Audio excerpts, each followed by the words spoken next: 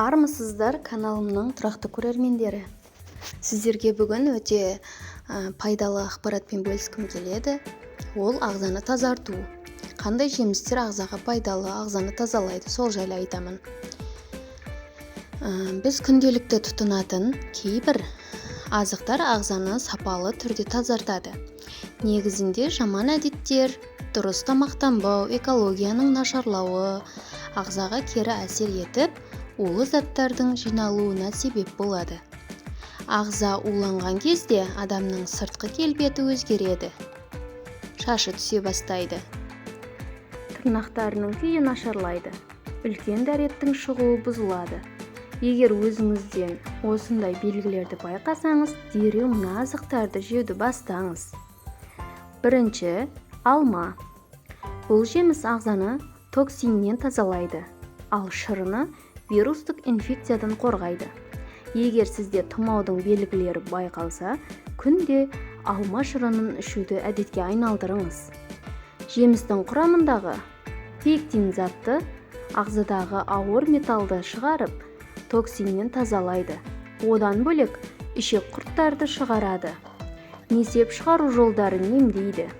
Бауырдың жұмысын жақсартады. Алма нәрлі заттарға бай. Ағзаны дәрумен мен минералды заттармен, фосфор, магний, калий, кальций элементімен байытады. Екіншісі, қызанақ. Қызылша. Бұл көкөніс жасындық пен органикалық қышқылға бай. Ішектегі шлакты, токсинді тазалау үшін қызылша жеуге әдеттеніңіз. Әсіресе бауыры ауыратын науқастарға керемет дәрі екенін біліңіз. Одан бөлек ағзаға күш беріп, қан қысымын қалпына келтіреді. Қатерлі ісік ауруларымен күресіп, буын ауруларын емдейді.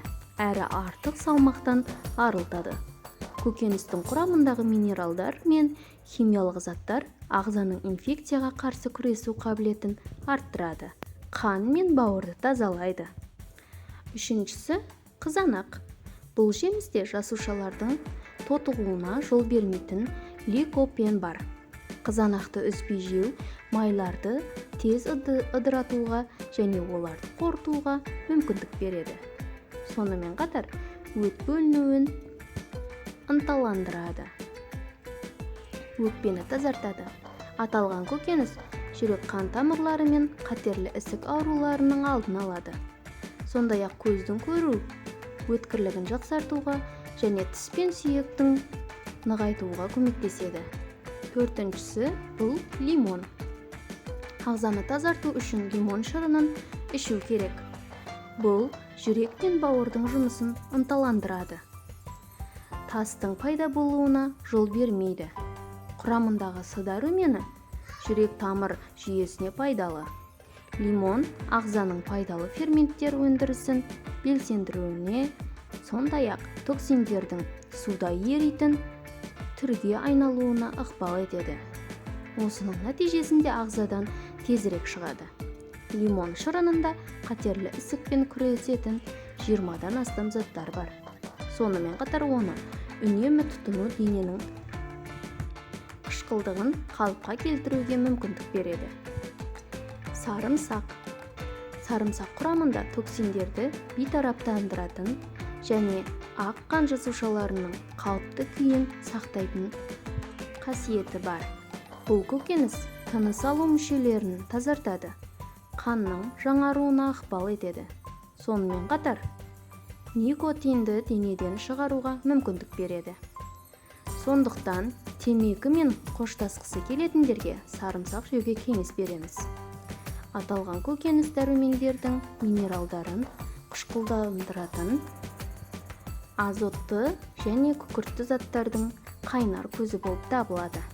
Ал құрамындағы глутатион бауырдың зиянды заттарды сіңіріп, оларды жойып, өт қышқылдарымен бірге денеден шығаруына ықпал етеді. Қырыққабат. Бауырды тамаша тазартады. Ішектің жиырылуын арттырады. Ағзадағы зиянды заттарды шығарады. Құрамындағы күкірт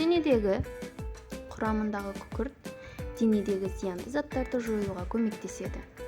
Бұл көкөністі жиі жесеңіз, денедегі ауыр металды шығарады. Дәрумендердің ағзаға тез әсер ететінін ықпал етеді. Ішек флорасының жаңаруына және ағзаның пайдалы бактерияларымен орналасуына ықпал етеді. Қырыққабатта ішектің жұмысын ынталандыратын және оны тазартуға көмектесетін диеталық талшықтар көп.